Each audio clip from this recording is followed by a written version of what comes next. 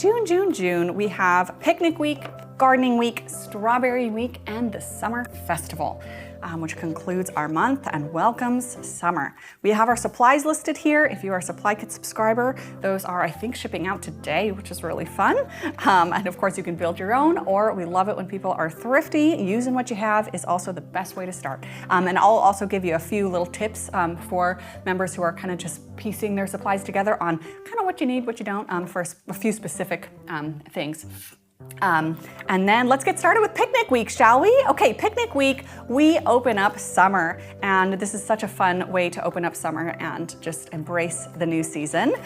So our story is The Picnic, and we open up with Hamilton in his bedroom, and we hear a very chipper gnome singing "Summer Has Begun," and he bursts through his bedroom window, and Petty Pom is just very excited that summer has begun, while Hamilton is still waking up, and he's on Eliza's back singing "The Summer Has Begun," which is just such a fun song to start out summer. And then that day they are going to head off for a first picnic to kind of start the summer season. So everyone heads off to the little field and they have a picnic, and Sapphire has made all the gnomes sandwiches for them, and they are all kind of perfectly to their taste. And then we have a fun little moment of Petty Pom's jam sandwich and Hamilton's peanut butter sandwich kind of getting mixed up and smushed together, and then for the first time they get to enjoy a peanut butter and jelly sandwich, which is a kind of just a fun thing that your children might get a kick out of Petty Pom and Hamilton's sandwich being smushed together and making PB&J. Of course, it could be almond butter or whatever nut if you need. But then what I love about this story is the end. They're having their picnic and they are watching the clouds go by. You might have already heard this song and it's so sweet. They're watching the clouds go by and they're picturing like, oh, this looks like this and this looks like this. And their dear friend Morrison says, oh, I wonder what that would look like. And we're kind of reminded that Morrison is in fact blind. He is a blind mole. And then what is so sweet is that Rudabug begins to strum this song on guitar to give him a sense of what it feels like to watch these clouds go by. So they get to include their friend in the feeling of watching the clouds go by through music. And so Rudabug starts strumming, and then Sapphire chimes in and starts singing this really, really sweet song. I know everyone's crying now. And it is really sweet. So when you listen to that song again, it's just, there's a little bit sweet, there's a really sweet backstory between just how they are including their friend in this moment and how music can kind of cross those boundaries and those barriers so he feels included, and he's like, that's what it feels like. So it is super sweet, and he nailed that song. And when you listen to that song again, and in the audiobook too, when you get to hear it with guitar, it's just, that song is also a great lullaby. It's just like breathing. It is so sweet. So yes, Thomas Cole is the artist for the June inspiration. But it's a really, really sweet moment. And I think a lot of little life lessons for our children can really be pulled from that. It's really beautiful. So our songs this week, of course, Summer Has Begun, na, na, na, na, na, and then Clouds Go By. So we have a really fun upbeat song and then a really sweet song at the end there. Okay, activities. Our first activity, if you were here for summer planning, you might have heard that for our kind of day one, first morning activity, we typically have done Play-Doh through the year. We'll definitely do some Play-Doh in summer, but we're gonna start out with bubbles. I love bubbles in the summer. And if you will have just finished Bubble Week in May, this is kind of a nice, easy transition because you should already have all of those things available. So you can just get them out and dive right into summer and let them open up their morning with some bubbles. Now, of course, if the weather isn't favorable, you can also just do Play-Doh inside if you need. Here depicted, we have the rope bubbles. I also love just using the bigger wands so that they can use their bodies instead of just their breath. But both are fun too. So open up with bubbles, let them have a good time, all right?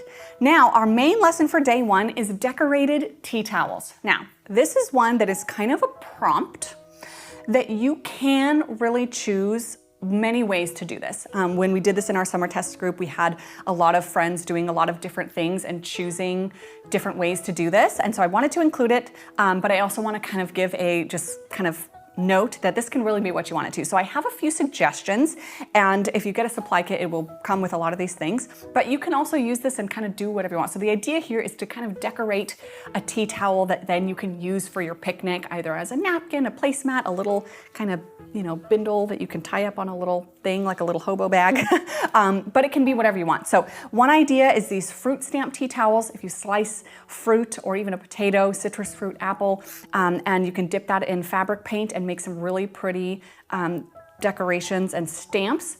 However, I personally did not have success with this. That's why the whole activity is not just fruit stamped tea towels, because I did not succeed. So again, enjoy and see what happens if you want to do the fruit stamp tea towels. You can use fabric paint and follow the instructions on whatever fabric paint you get, or just any paint you can try stamping. So have fun trying that. Or you can, another thing that I ended up doing that I ended up liking is sponge dyed tea towels. This kind of gave a wet on wet watercolor effect on a tea towel.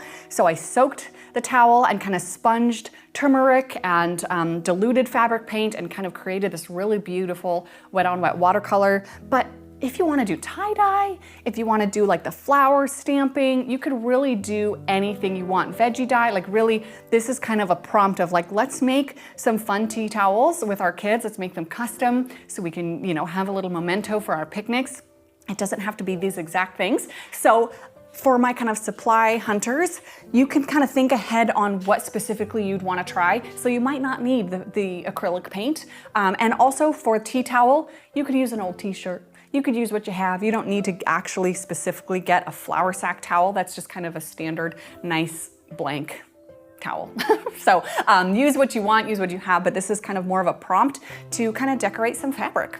If you want to stamp fruit, if you want to stamp a potato, if you want to sponge dye, if you want to tie dye, all of those options are lovely. So kind of do what you want here, but have fun. But then also, if you do some of these, it's an experiment. So if they don't come out perfectly, mine didn't come out perfectly, so just enjoy the process and have fun. All right, so day 2, baking day. We are starting the morning with honey lemonade. This is one of my favorite recipes for summer, honestly. It is so simple and so yummy. This is just like my go-to lemonade recipe. Of course, we have a vegan swap here to replace with maple syrup or agave, or you could also just do standard sugar lemonade, but the honey lemonade, it makes it more golden, it's sweet, it's lovely. So I have instructions here. This is also great life skills for kids, the squeezing of the lemons, the juicing, the pouring of the honey. My tip is to have lukewarm water when you mix the honey so that it can really mix in, and then add your ice